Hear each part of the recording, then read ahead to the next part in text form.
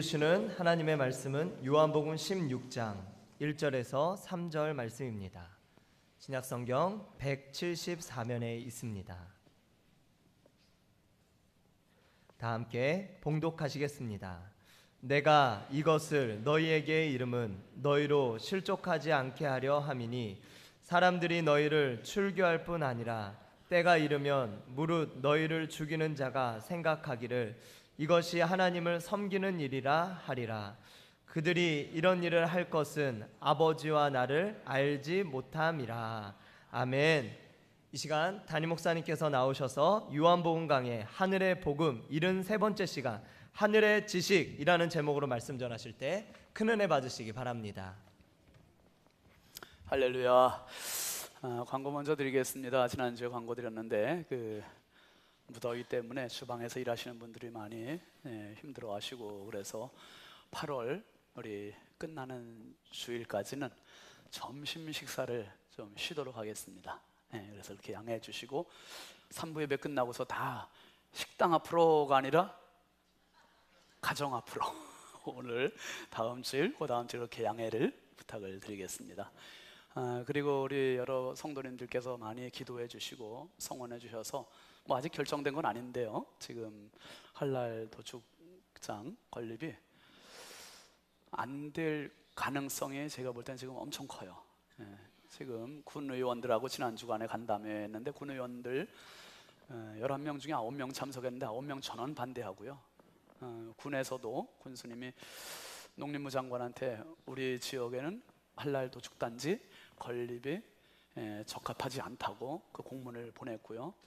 어제 정진석 국회의원은 이제 부여 마침 왔다가 저한테 전화를 했어요. 전화해서 목사님 이렇게 심려를 끼쳐서 죄송하다고 하면서 농림부 장관한테 직접 전화를 했대요. 전화했는데 대답을 얻었답니다. 농림부 장관이 절대로 이렇게 심려 끼치지 않도록 조치를 하겠노라고 그렇게 대답을 했다고 하니까 그 말에 책임질 수 있는 자리 아닙니까, 그 자리가. 그러니까 여러분들 그렇게 알아주시고 끝까지 계속 기도해 주시기를 바랍니다.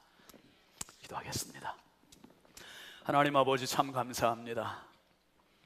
하나님께서 너무 좋은 나라, 행복한 나라, 축복의 나라 저희들을 이 대한민국에 살게 해주셔서 참 감사합니다.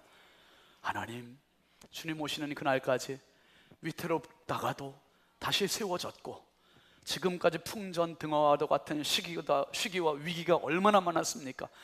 하나님의 섭리 가운데 여기까지 왔사오니 지금의 전쟁의 위기도 넉넉히 이기게 하여 주시옵소서. 아버지 하나님, 이 시간 연약하고 부족한 종이 주의 말씀 수종듭니다. 성령께서 역사하여 주시고 은혜도 하여 주시옵소서.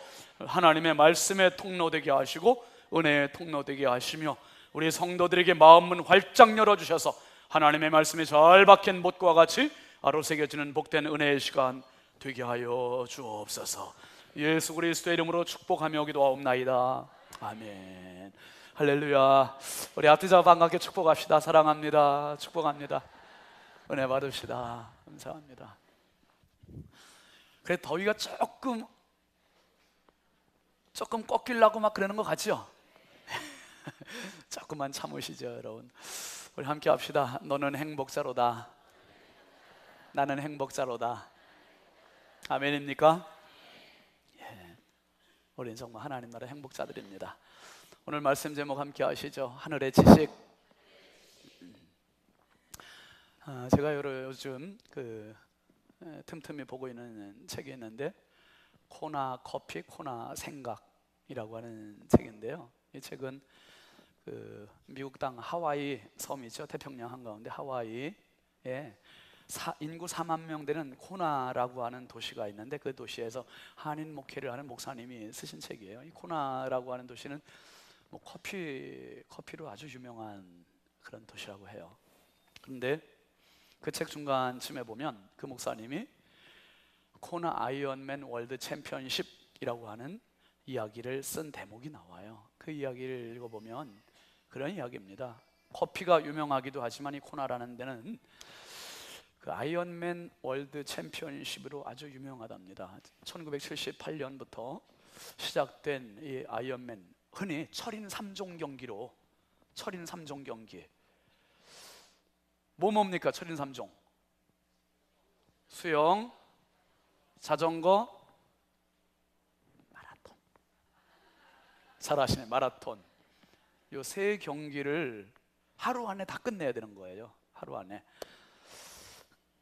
그게 수영은 3.8km를 헤엄쳐서 가야 되고요. 3.8km 여기서는 어느 정도 규함 조금 더 가야 되겠죠. 인삼창 정도까지 되지 않을까?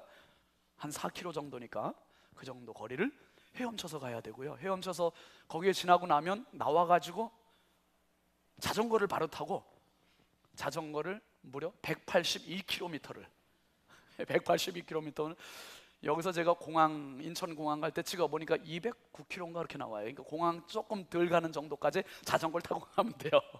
굉장히 먼 거리죠. 그리고 거기서 자전거에서 내려가지고 이제 마라톤을 하는데 풀코스 42.195km를 달리기를 해야 되는 거예요. 또 이거를 아침 6시 45분에 출발해가지고 수영 3.8km, 자전거 182km, 마라톤 42.195km를 밤 12시까지 딱 마감해야 되는 거예요. 근데 그게 해마다 열리는데요, 매년 10월 둘째 주 토요일 날 한답니다. 아직 신청 기간이니까 저한테서 연락 주셔야 제가 신청해 드릴게요. 근데 한 가지만도 힘들겠지요, 여러분. 우리는 보통 사람은 한 가지만도, 수영 한 가지만도 300m도 정말 저도 기껏 가봤자 한 150m 갈까?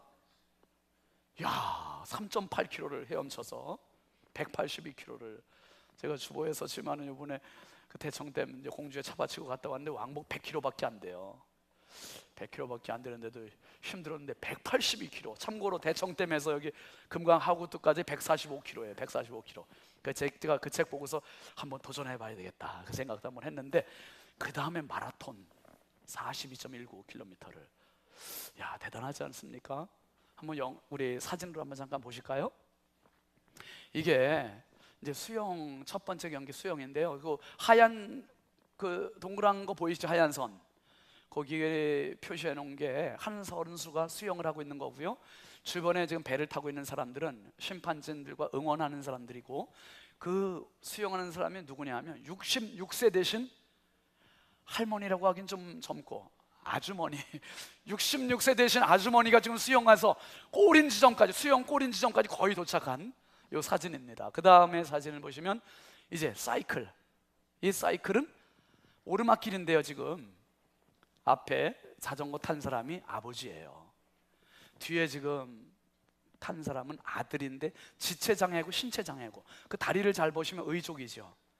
이 아들을 데리고 인간 승리를 한번 체험시켜 주려고 아버지가 아들을 태우고 182km를 지금 달리는 이 장면, 참 감동의 레이스입니다. 그 다음에 이것은 이제 그 달리는 구간들을 이렇게 양쪽에 펜스를 만들고 각 참가국들의 깃발들을 쭉 꽂아놓고 응원하는 사람들, 관객들이 양쪽으로 도변에 늘어서 있는 장면이고요. 이 깃발 중에는 이런 깃발도 있어요.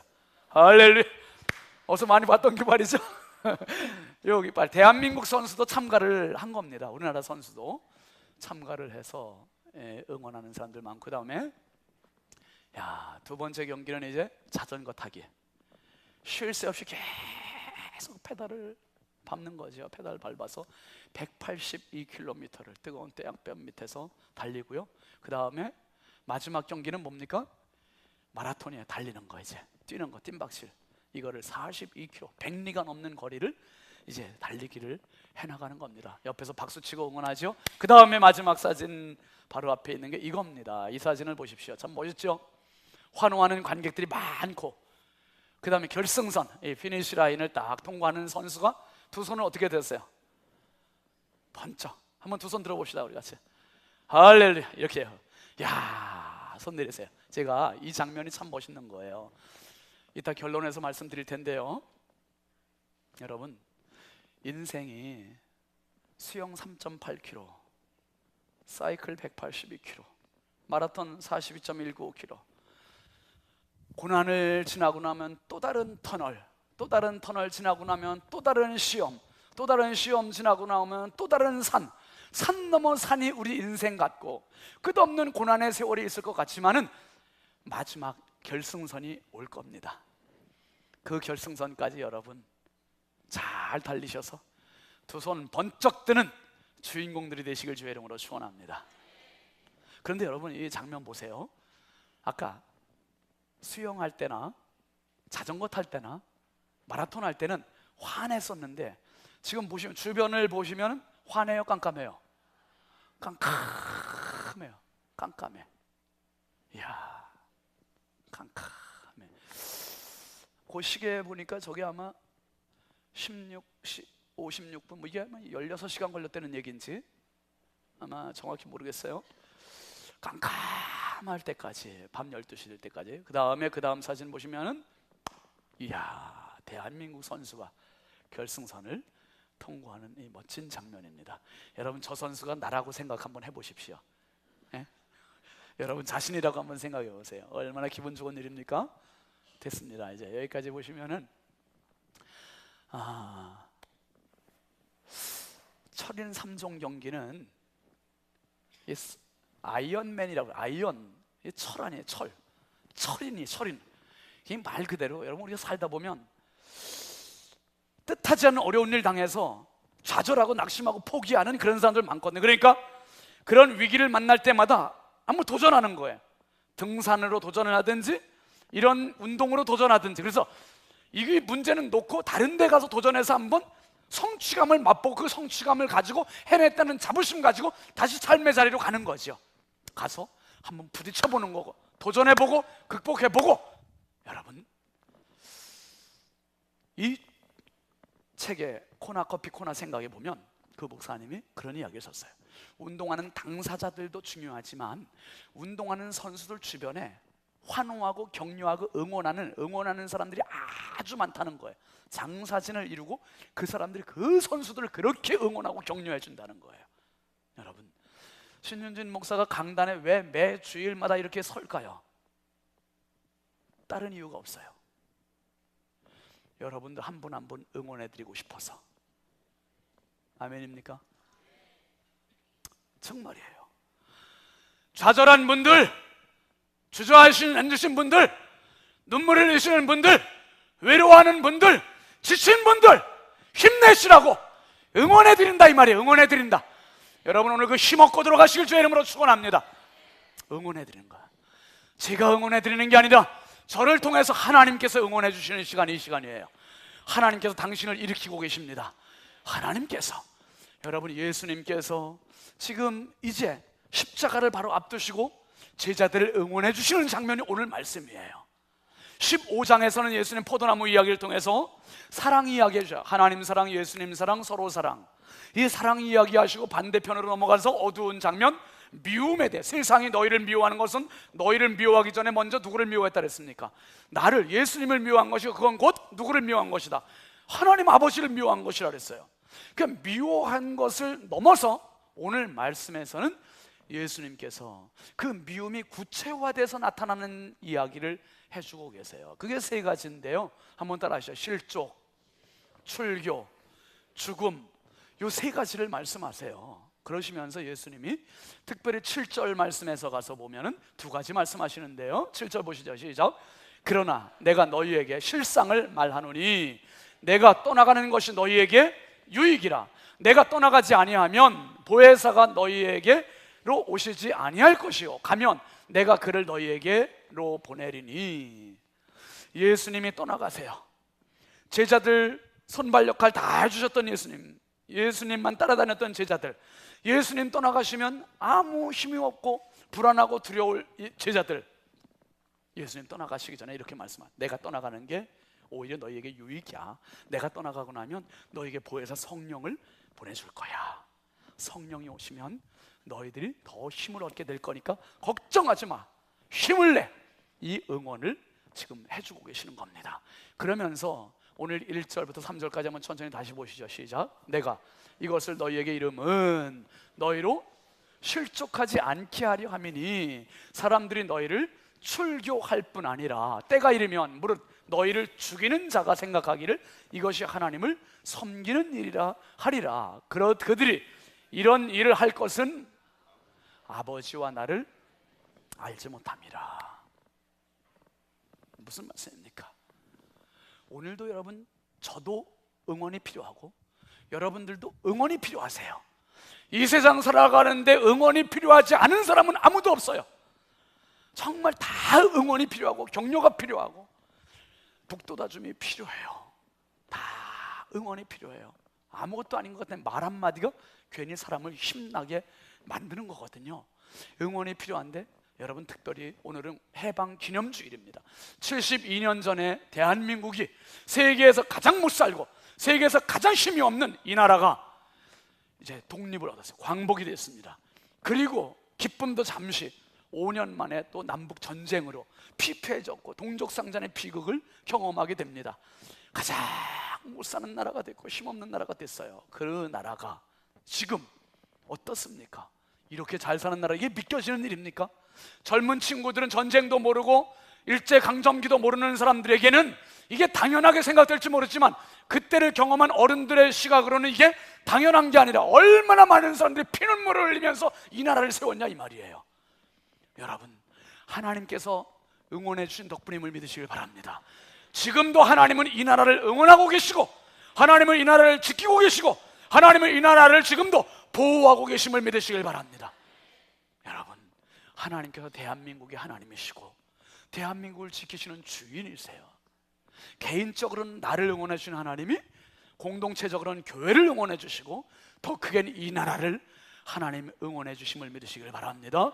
여러분, 특별히 예수님께서 오늘 3절 말씀해 주신 말씀이 그거예요. 왜 사람들이 너희를 실족케 하고 출교시키고 죽이고, 이유가 뭔지 알아? 미워하기 때문이야. 미워하는데 왜 미워하는 줄 알아? 아버지와 나를 알지 못하기 때문이야. 지식이 없기 때문이야. 하나님에 대한 지식, 나에 대한 지식이 너무 없기 때문이라 이 말이에요. 여러분, 성경 신약 성경의 3분의 1을 기록하고 기독교 역사상 가장 위대한 사도라고 말하는 사람 누굽니까? 사도 바울이에요. 바울. 근데 바울이 원래부터 그런 사람이 아니잖아요. 여러분 사도행전 22장 3절부터 5절까지 한번 보시죠. 시작. 나는 유대인으로 길리기아 다소에서 났고 이 성에서 자라 가말리엘의 문화에서 우리 조상들의 율법에 엄한 교훈을 받았고 오늘 너희 모든 사람처럼 하나님께 대하여 열심히 있는 자라. 내가 이 돌을 박해하여 사람을 죽이기까지 하고 남녀를 결박하여 옥에 넘겼노니 이에 대제사장과 모든 장로들이 내 증인이라. 또 내가 그들에게서 다메섹 형제들에게 가는 공문을 받아가지고 거기 있는 자들도 결박하여 예루살렘으로 끌어다가 형벌 받게 하려고 가더니 3절 말씀 한번 다시 보시면은 이 사울이라는 사람은 원래 유대인이었고요, 길리기아 다소에서 출생했고요, 그 다음에 가말리엘이라고는 최고의 학부를 나온 사람이고요, 조상들의 율법에 엄한 교훈을 받았고요, 무엇보다 이 사람의 최고의 자랑거리는 뭐냐면 하나님을 향한 열정이 있는, 열심히 있는 사람. 누구보다 열심은 최고의 최고. 여러분 그런 말 있지요? 속도보다 중요한 건 뭐라고요? 방향. 속도보다 중요한 건 방향. 아무리 빨리 달려도 서울이라는 목적지를 놓고 부산 쪽으로 가면 안 된다는 얘기예요. 하나님을 향한 열심이 있어도 지식이 없는 열심은 신앙의 가장 무서운 경계해야 할 적이 될 수 있다는 거예요. 하나님을 먼저 아는 게 중요하고 나를 먼저 아는 게 중요하고. 오늘 3절 말씀을 한번 다시 확인해 보실까요? 오늘 본문 3절 말씀에 보면은 요한복음 16장 3절 시작. 그들이 이런 일을 할 것은 아버지와 나를 알지 못함이라. 알지 못함이라. 여러분, 모르면 용감해요. 모르면 자기 마음대로 살아요. 모르면 큰 소리 쳐요. 모르면 오늘 우리 시대를 가리켜서 가치관 혼돈의 시대라고 얘기하죠. 영적 혼돈의 시대라고 얘기합니다. 뭡니까? 뒤범벅이 되버려. 다 섞여 있어요. 어떻게 해요? 정상이 비정상 취급을 받고 비정상이 정상처럼 둔갑해버린 이 시대를 우리가 살고 있다 이 말이에요. 여러분, 너무 안타까운 일이죠. 여러분, 이번 주 목요일 날 17일 날 국회에 이제 헌법개정위원회가 열립니다. 거기에서 뭔 일을 할 건지 아시죠, 여러분?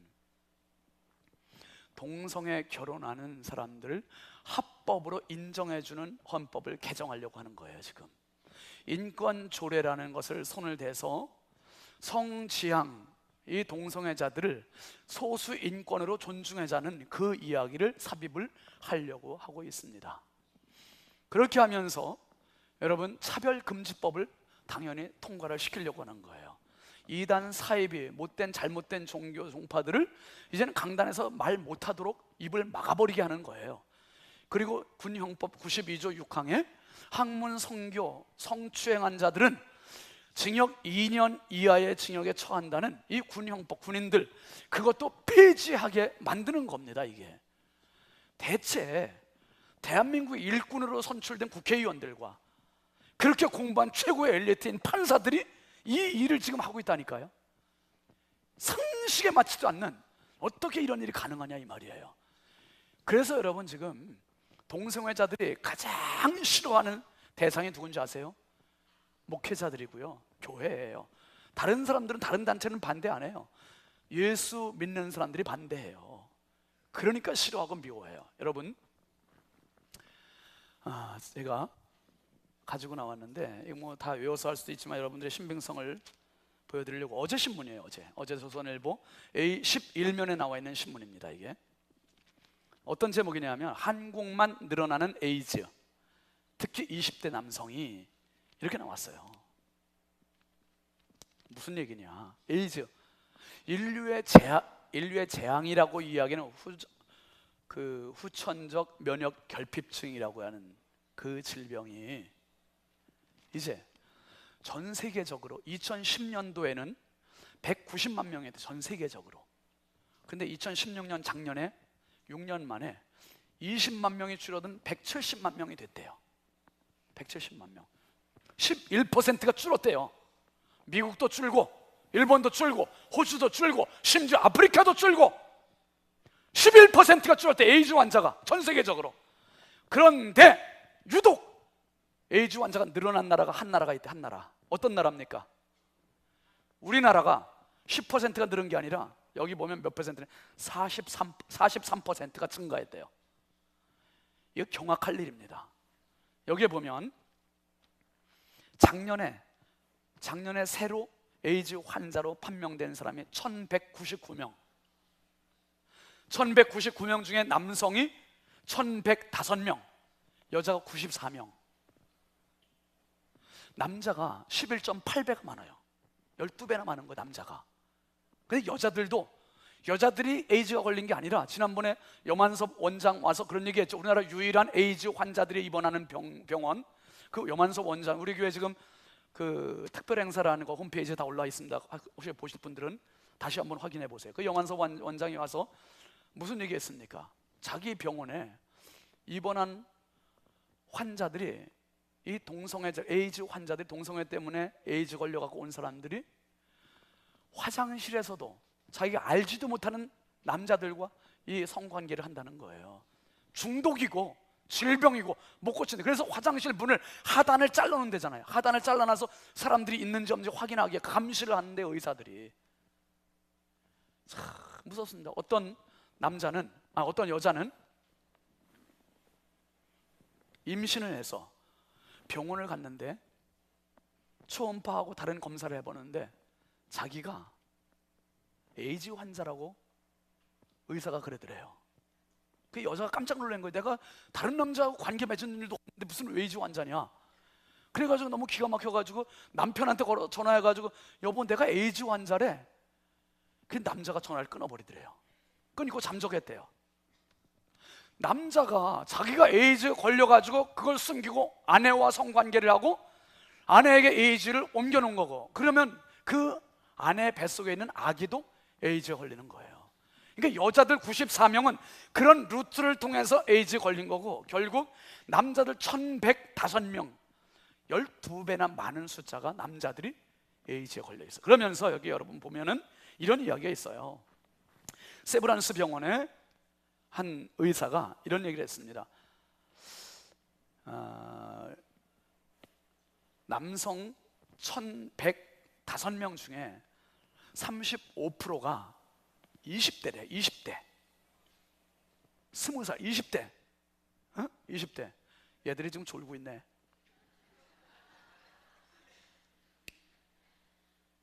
나하고 상관이 없는 일이니까 졸아도 괜찮아요. 그런데 졸을 일이 아니야. 이게 너무 심각한 일이에요. 3명 중에 1명이 20대래. 에이즈 환자 3명 중에 1명. 그 이유는 이렇게 얘기했어요. 젊은 남성의 성 접촉 빈도가 높기 때문이고 위험한 성 접촉이 많아지기 때문이다. 위험한 성 접촉이 많아지고, 그 다음에 특히 동성 간 성교로 감염 확률이 높아지고, 그 다음에 일부 동성애자 사이의 다양한 파트너를 상대하는 문제가 있다. 지난번에 염한섭 원장 와서 그런 얘기 했죠. 동성애자들은 스마트폰, 자기 스마트폰에 앱이 다 깔려 있대요. 내 주변에 동성애자가 어디 있나 이게 서로 다 소통이 된대요. 4km 반경 안에 또 다른 동성애자가 누가 있나 이게 손바닥 안에 다 있다는 거예요. 그래서 얼굴도 이름도 모르지만 자기들끼리 만나서 그 쾌락들을 즐긴다는 거예요. 그러다 보니까 그 속에서 에이즈가 질병들이 계속 확산되고 있다는 겁니다. 여러분, 2000년 전에 바울 사도는 이미 예언을 했어요. 뭐라고요? 로마서 1장 26, 7절 말씀 한번 같이 보실까요? 시작. 이 때문에 하나님께서 그들을 부끄러운 욕심에 내버려 두셨으니 곧 그들의 여자들도 순리대로 쓸 것을 바꾸어 영리로 쓰며, 그 다음에 그와 같이 남자들도 순리대로 여자 쓰기를 버리고 서로 향하여 음욕이 부릴 듯하며 남자가 남자와 더불어 부끄러운 일을 행하며 그들의 그릇 때문에 상당한 보응을 그들 자신이 받았느니라. 여러분, 순리와 영리가 뭔지 아시죠? KTX 타고 가면, 열차 타고 가면은 순방향이 있고 역방향이 있어요. 역방향 거꾸로 가는 거고 순방향은 바른 방향으로 가는 거죠. 여러분, 남자와 여자가 결혼하는 게 순방향이고 순리예요. 그런데 남자가 남자로 더불어 음욕이 부릴 듯한데요. 여러분, 남자가 여자를 향해서 정욕이 타올라야 돼요? 남자를 향해서 정욕이 타올라야 돼요? 이건 너무 당연한 거예요. 근데 남자가 남자한테 정욕이 불탄다니 이게 웬일이에요? 근데 지금 그런 세상이 돼버렸다니까요. 그래서 결론이 뭐냐 하면 그릇 때문에 상당한 보응을 그들 자신이 받았느니라. 에이즈의 질병, 저주의 질병, 재앙의 질병, 상당한 보응을 자기가 끌어안고 살다가 그렇게 죽는 인생이 돼버렸다는 거예요. 여러분, 32절로 말씀으로 넘어가 보면 이런 말씀이 있습니다. 시작. 그들이 이 같은 일을 행하는 자는 사형에 해당한다고 하나님께서 정하심을 알고도 자기들만 행할 뿐 아니라 또한 그런 일을 행하는 자들을 옳다 하느니라. 뭡니까? 자기들이 하나님 정하신 거 알아요. 이거 행하면 잘못하면 죽는 줄 알아요. 안 되는 거 알아요. 동성애가 나쁜 거 알아요. 자기 양심에 호소해요. 그런데도 불구하고 알면서도 자기들만 행하지 않고 그런 일 행하는 자를 옳다고 오히려 부추기고 있어요. 하나님을 비웃고 있고 교회를 비웃고 있고 자기들이 인권 조례 속에 자기들 성소수자들이라고 그거를 인권 조례에 집어넣고 있고 성지향이라고 집어넣고 있고 성폭력이라는 말을 이젠 쓰지 못하고 젠더 폭력이라는 말을 서서히 쓰기 시작했고, 이 나라에 정상이 비정상으로 취급을 받고 비정상이 정상으로 둔갑하는 이러한 세상이 점점 되고 있고요. 드라마나 연속극 같은 거, 미국 드라마 같은 거 보면 10개 보면 3개, 4개 정도는 동성애자들 이야기들이 아주 공공연하게 이젠 나옵니다. 참 무서운 세상이 됐어요. 정신 차리지 않으면 언제 이런 것이 우리의 자녀들에게 그대로 피해가 될지. 그러니까 남자 며느리 여자 사위, 이런 세상이 되는 거예요. 진짜 이게 남의 세상, 남의 나라 이야기가 아니라. 왜 그래요? 알지 못해서 그랬대요. 예수님 그러셨어요. 알지 못해, 하나님을 알지 못하고 나를 알지 못해서 미워하고 실족해하고 출교시키고 죽음에 내돌리고, 그러니까 너희들 정신 차려야 되고 내가 떠나가는 게 유익이고 성령을 보내줄 거야. 성령과 함께 너희들이 이 어려운 시기를 이겨나가야 돼. 이 지식을 지금 부어주고 계시는 겁니다. 여러분, 특별히 예수님은 이 어려운 공경을 아셨고 경험하셨습니다. 누가복음 23장 34절 말씀 한번 보시죠. 시작. 이에 예수께서 이르시되 아버지 저들을 사하여 주옵소서. 자기들이 하는 것을 알지 못함이니이다. 자기들이 하는 것을 알지 못한다는 거예요. 여러분, 할랄 도축장에 들어오면 어떻게 되는 건지 제가 분명히 말씀드렸잖아요. 지난 주간에 대전 MBC에서 뉴스에 방영한 거 혹시 보셨습니까? 여러분, 보신 분들 계실 거예요. 인터넷에 한번 다시 확인해 보세요. 저한테 인터뷰 요청을 했는데 제가 안 한다 그랬어요. 안 하고 그 부여장로교회 목사님을 대신 소개했고 주명관 목사님이 인터뷰하고 그 기사가 다 나왔어요. 나왔는데 제가 너무너무 가슴이 아픈 거예요. 대전 MBC에서 주명관 목사님 인터뷰한 내용 제가 통화해 봤더니 7, 8분 했는데 대전 MBC에서 자기들이 입맛에 맞는 부분만 딱 따가지고 한 20초 정도 딱 내보냈어요. 그리고 맨 마지막 결론으로 방송을 뭐라고 했냐 하면 마치 전 세계 17억의 이슬람의 그 상품, 그 경제력 다 가지고 올 수 있는데 기독교 보수 기독교 단체가 막는다라는 것처럼 뉘앙스를 느끼게 만들었다 이 말이에요. 내일 또 인터뷰하러 온다고 또 연락이 온 걸 제가 이제 집회 때문에 못 오고 목사님들하고 만나서 내일 또 인터뷰한대요. 그래서 제가 목사님들한테 얘기했어요. 인터뷰하기 전에 분명히 하고 인터뷰해라. 이런 식으로 방송할 거면 우리 인터뷰 안 하겠다. 이슬람이 들어오는 그 자체가, 할랄 도축장이 들어오는 자체가 우리가 돈 때문에 막는 게 아니고 더 무시무시한 엄청난 세력들 때문에 막는 건데, 그것을 우리를 이렇게 호도하고 같은 민족, 같은 나라, 같은 땅덩어리에 사는 같은 충남에서 이렇게 보도할 수 있느냐? 강력하게 대처하라고 얘기했어요. 제가 그렇게 보도하려면 아예 우리 인터뷰 응하지 말라고 분명히 두 목사님한테 제가 전화해가지고 분명히 얘기했습니다. 목사님도 알겠다고 대답해 줬어요. 여러분, 알지 못하면 돈만 보이는 거예요. 사탄이 마지막 때 노리는 게 뭔지 아십니까? 하나님을 모르게 해요. 눈을 가려고 귀를 막게 하고 하나님을 모르게, 사람 자신을 모르게 신앙생활하고 인생 살면서 가장 행복하고 가장 풍요로운 삶, 가장 건강한 삶은 뭐냐면 하나님을 알고 나를 알 때 가장 행복한 거예요. 아멘. 하나님을 알고 나를 알 때 가장 풍요로운 겁니다. 하나님을 알고 나를 알 때 가장 건강한 겁니다. 이 삶을 모르니까 자꾸 눈가림이 되고 자꾸 귀가림이 되고 자꾸 남들과 비교하게 되고 자꾸 남들만 눈을 돌리게 되고. 여러분, 스페인의 스포츠라고 하는 투가 있어요. 투라는 경기는 잘 아시지만은 그 뿔 달린 정말 맹수와 같은 거대한 소들을 투사가 상대합니다. 상대하는데 어떻게 상대합니까? 커다란 천을 가지고 상대해요. 빨간 커다란 천을 가지고 자 이렇게 놓으면 커다란 소가 달려오다가 이 투사를 박아야 되는데 투사를 들이받지 않고 뭘 들이받아요? 이 천을 들이받는 거예요. 천을. 그러면 투사가 또 쫙, 멋있죠? 딱 치우고 또 다시 반대쪽으로 딱 뜨는 거야. 그러면 소가 또 이리 달려와. 이리 달려오면 그것도 쫙 들고 계속 소가 그냥 이리가 들이받고 저리가 들이받고 빨간 천만 쳐다보고 들이받다가 나중엔 지쳐요, 안 지쳐요? 지쳐서 아유 이렇게 힘이 없으면 그때 투사가 칼로 찌르는 거죠. 이겁니다. 하나님에 대해서, 자신에 대해서 눈멀게 귀맞게 하고 돈만을 향해서 인생 달리게 하고 성공만을 향해서 인생 달리게 하고 쾌락만을 향해서 인생 달리게 하고 정욕만을 향해서 인생 달리게 하고, 그러다가 마침내 사탄은 인생 끝장나게 만드는 거예요. 이거 치우고 저거 치우고 지쳐 쓰러지게 하고 과로 쓰러지게 하고 스트레스 쓰러지게 하고 질병 쓰러지게 하고 인생 판나게 되는 거죠. 이게 얼마나 허무합니까? 여러분, 바울 사도는 이 사실을 알아서 우리에게 이렇게 얘기하는 거예요. 고린도후서 3장 말씀 한번 보시죠. 시작. 우리는 모세가 이스라엘 자손들에게 장차 없어질 것에 결국을 주목하지 못하게 하려고 수건을 그 얼굴에 쓴 것 같이 아니하노라. 그러나 그들의 마음이 완고하여 오늘까지도 구약을 읽을 때에 그 수건이 벗겨지지 아니하고 있으니 그 수건은 그리스도 안에서 없어질 것이라. 오늘까지 모세의 글을 읽을 때에 수건이 그 마음을 덮었도다. 그러면서 그러나 언제든지 주께로 돌아가면 그 수건이 뭐 한다고요? 벗겨지리라. 주는 영이시니 주의 영이 계신 곳에는 자유가 있느니라. 모세가 시내산에 올라가서 40일 동안 있었습니다. 하나님과 대면하다가 자기도 모르게 얼굴에 광채가 난 거예요. 이 광채는 없어질 광채예요. 백성들 앞에 나타나더니 백성들이 깜짝 놀래고 모세를 우상시하려고, 모세를 두려워하려고, 그러니까 모세가 얼굴에다가 수건을 딱 덮은 거지요. 백성들을 잘못되지 않게 하려고.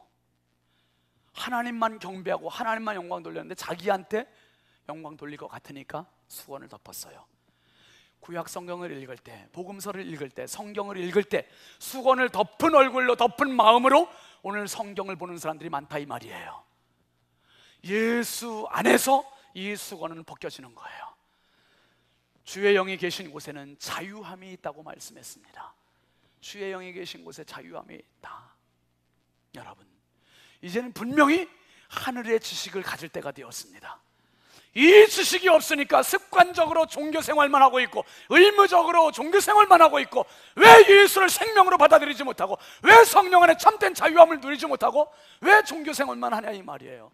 뭐 지금 사도 바울이 하는 이야기에 성경을 읽을 때 왜 수건을 덮은 모습으로 왔다가 덮은 모습으로 가고, 목사는 여기서 이거 벗겨주려고 그렇게 설교하고 그렇게 이야기하는데 계속 평생을 이거 덮은 모습으로 성경을 읽고 이해도 깨닫지도 못하고 살다가 인생 판난다면 너무너무 안타깝지 않습니까? 여러분, 오늘 7절에서 그래서 예수님은 이 말씀을 하신 겁니다. 시작. 그러나 내가 너희에게 실상을 말한다. 내가 떠나가는 것이 너희에게 유익이라. 내가 떠나가지 아니하면 보혜사가 너희에게로 오시지 아니할 것이요 가면 내가 그를 너희에게로 보내리니. 성령은 깨달음의 영입니다. 성령은 자유의 영입니다. 성령은 생명의 영입니다. 성령을 소유하는 그 사람이 예수님 계실 때보다 제자들은 더 담대하게, 더 강력하게, 더 지식을 가지고 살아갈 수 있는 하나님의 사람이 된다 이 말이에요. 성령을 소유한 사람은 하나님을 알게 돼요. 성령을 소유한 사람은 세상의 식견을 갖게 돼요. 성령을 소유한 사람은 세상과 죄악과 자신을 이기는 능력을 소유하게 된다 이 말이에요. 그러니까 제자들은 예수님 계실 때보다 성령 계실 때 목숨을 내놓고 복음을 전했어요. 예수님 계실 때 도망갔던 사람들이 성령 받고 예수님 안 계실 때 순교의 제물이 됐다 이 말이에요. 성령은 이렇게 강력한 하나님의 파워였습니다. 여러분, 민수기에 보면 이스라엘 백성들의 참 비참한 모습이 나옵니다. 민수기 11장 말씀 한번 잠깐 보십시다. 시작. 그들 중에 섞여 사는 다른 인종들이 탐욕을 품음에 이스라엘 자손도 다시 울며 이르되 누가 우리에게 고기를 주어 먹게 하랴. 우리가 애굽에 있을 때에는 값없이 생선, 오이, 참외, 부추, 파, 마늘들을 먹은 것이 생각나거늘 이제는 우리의 기력이 다하여 이 만나 외에는 보이는 것이 아무것도 없도다. 3절 말씀, 11장 4절 말씀 한번 다시 봐요. 4절 보면 그들 중에 어떤 인종들이 있었습니까? 섞여 사는 다른 인종들이 있어요. 섞여 사는 다른 인종들. 여러분, 출애굽의 주도 세력은 이스라엘 자손들이에요. 하나님께서 이스라엘 자손들을 애굽에서 출애굽하고 가나안 땅을 보내시는 거래요. 그런데 이들 가운데 섞여 사는 다른 인종들이 있었어요. 사랑하시는 성도 여러분, 섞여 사는 인종 되지 마시고 우리 하나님의 순종들 되시길 주의 이름으로 축원합니다. 진짜 바른 신자 되어야 되고요, 바른 성도가 되어야 되고요. 그 인종들이, 섞여 사는 다른 인종들이 탐욕을 품었어요. 그리고 하는 말이 뭐라고 그랬습니까? 야, 우리가 애굽에서 먹던 것들, 5절 말씀, 애굽에서 먹던 거 생선, 오이, 참외, 부추, 파, 마늘, 그런 거 값없이 먹을 때가 참 그리웠단 말이야. 이 광야에서 만나 외에 먹을 게 없다, 이렇게 얘기하는 거예요. 그러니까 이스라엘 자손들이 마음이 무너지는 거예요. 같이 탐욕을 품는 겁니다. 그런데 여러분, 출애굽기 40장 38절 말씀에 보면 이렇게 말해요. 시작.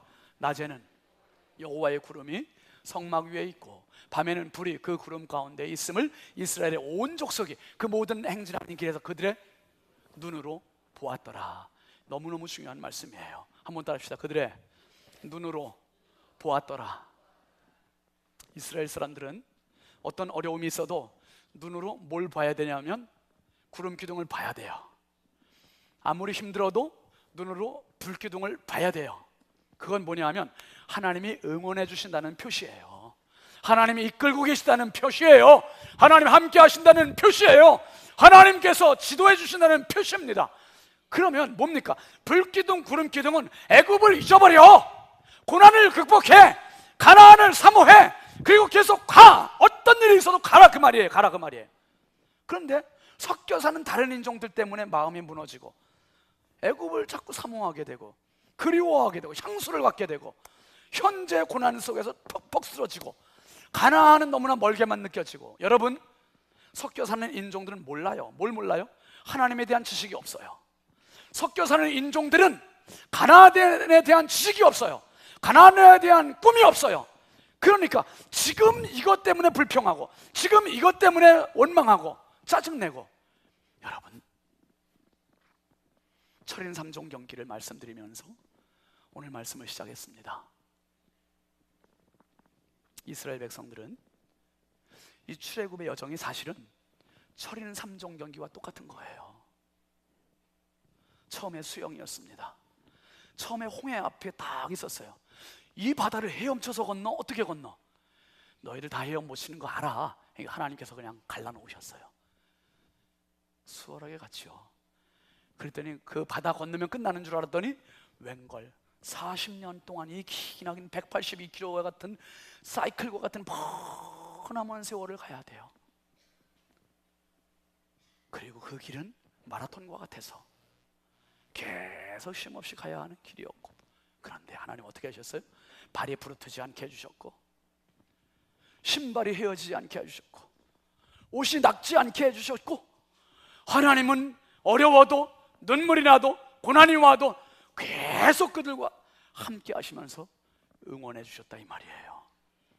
그 길은 그래서 철인만이 갈 수 있는 길이에요. 철인만이. 여러분, 한 분 한 분 오늘 응원합니다. 하늘의 지식을 주님께서는 제자들에게 부어주고 계시는 거예요. 내가 떠나가면 유익이야. 성령 오시면 너희들 철인이 되는 거야. 철인. 성령 오시면 너희들이 내가 함께 할 때보다 더 강력해져서 너희들이 목숨을 내놓고 승리하는 승리의 장수들이 될 거야. 세상의 미움, 세상 실족, 세상 출교, 세상 죽음, 그걸 두려워하지 않는 사람이 된다 이 말이에요. 얼마나 담대한 사람이 되냐. 지침, 외로움, 쓸쓸함, 고독, 눈물, 좌절, 포기, 그게 아니라 다시 일어나자, 다시 출발하자, 다시 힘을 내자. 성령께서 그 힘을 부어 주신다는 겁니다. 여러분, 오늘이 해방기념주일 광복 72주년입니다. 예수 믿는 사람들이 하늘의 이 지식 가지고 이 나라를 끌어안아야 되는 것이고, 예수 믿는 자녀들이 바로 이 지식 가지고 우리 자녀들에게 바로 다시 일으킬 줄 수 있는 주역들이 돼야 하는 것이고, 한라에서부터 백두까지를 끌어안고 통일 세대를 만들어줘야 됩니다. 그리고 백두를 통과해서 유럽으로 가는 그 길을 열어줘야 할 사명, 땅끝까지 이르게 할 멋진 이 꿈의 백성, 생각만 해도 흥분되지 않습니까? 이 나라를 우리가 바로 우리 자녀들에게 물려줘야 되지 않겠습니까? 하늘의 지식, 이것은 공상이 아니고 추상이 아니라 오늘 당장 저와 여러분의 삶의 자리에 필요한 하나님의 능력, 성령입니다. 성령과 함께 인생의 남은 때를 우리 조국을 위해서 마음껏 기도하고 헌신해서 당신의 생애가 승리로운 성령의 동역자들이 다 되시길 주의 이름으로 축원합니다. 축원합니다. 축원합니다. 우리 함께 찬양합시다. 우리 나라를 향한 간절한 염원을 가지고 담아서 한번 이 찬양 같이 합시다. 우리 한라에서 백두까지, 이 땅에 동과 서 남과 북, 가사를 생각하면서 우리 잘 합시다.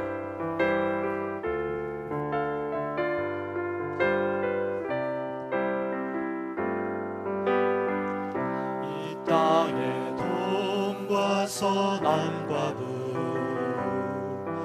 가득한 죄악 용서하소서.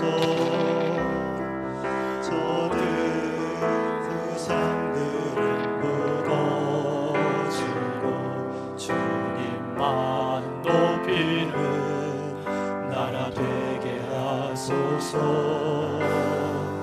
이 땅에 지친 모든 영혼 주 예수 사랑 알게 하소서. 저들의 아픔과 눈물 씻는 주님의 보혈 이 땅 치유하소서. 성령의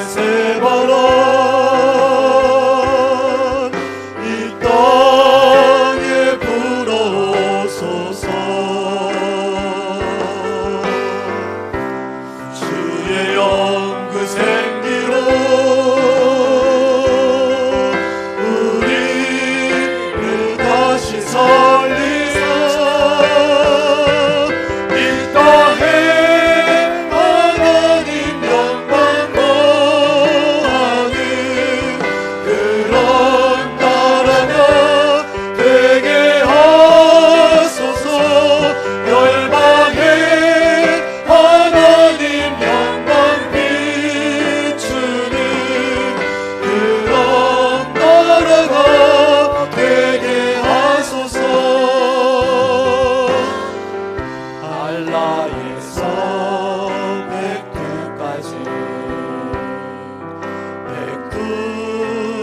백두에서 땅의 끝까지 주님 주시기를 예비하며 주님만 섬기는 나라 되게 하소서. 이 땅에 주님 교회 위에 하늘의 생기 부어주소서.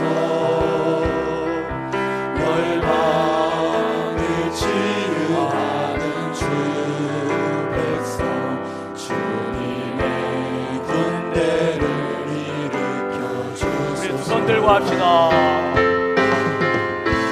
성령의 세바람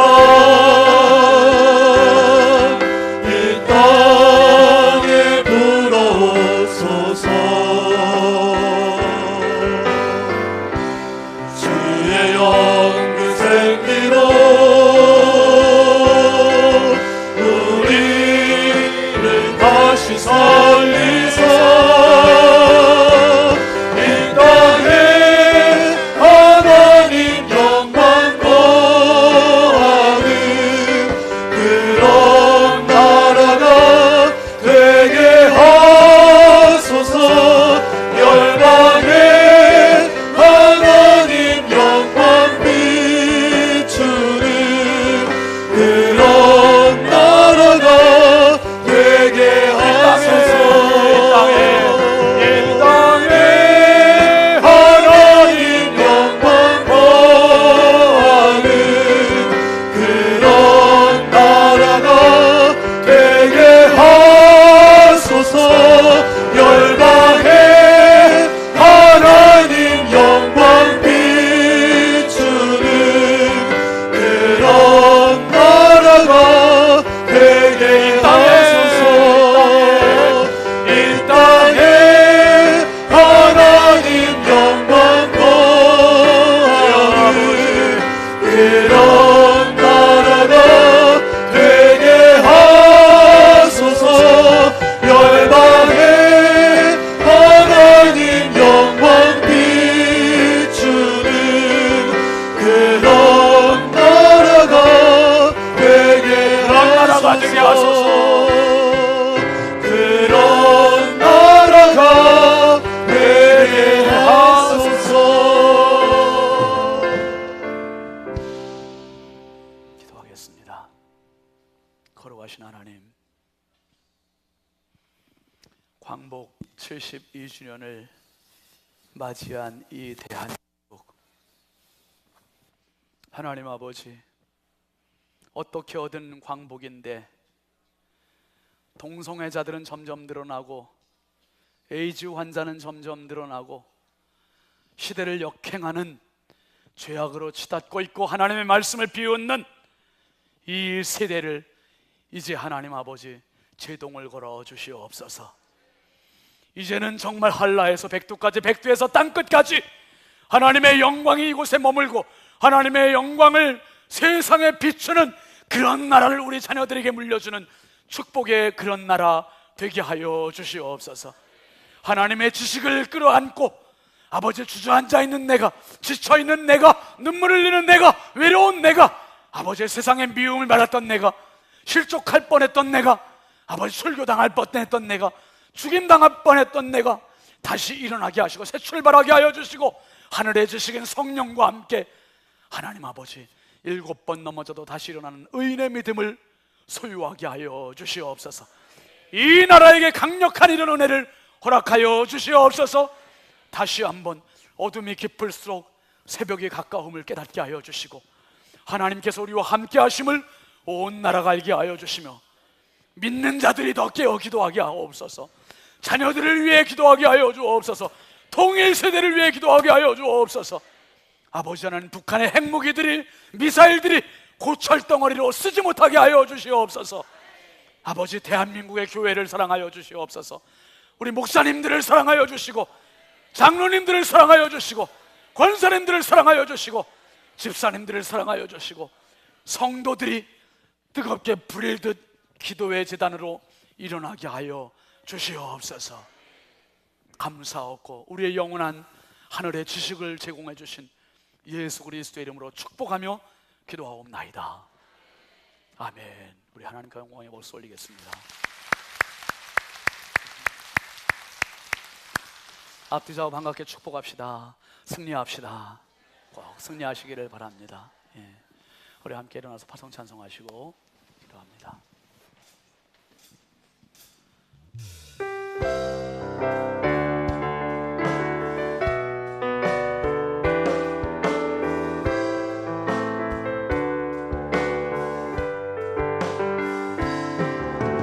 모든 민족에게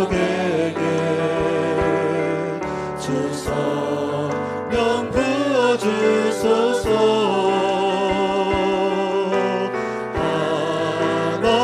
하나님의 백성 주의 말씀 주시고 은과 환상 주사 주의 비밀 알리소서. 우리 믿사오니 하늘이 주의 날 선포케 하소서. 그날에 주의 영이 임하여 근무이 땅 위에 일어나리라. 모든 영혼 깨어 일어날매 주 예수를 부르는 자는 구원되리.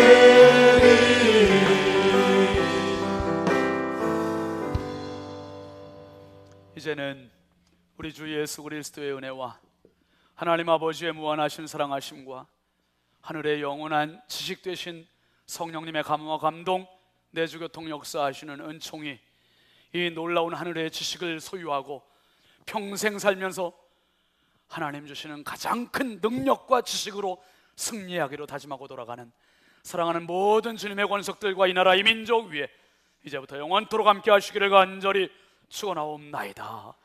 아멘.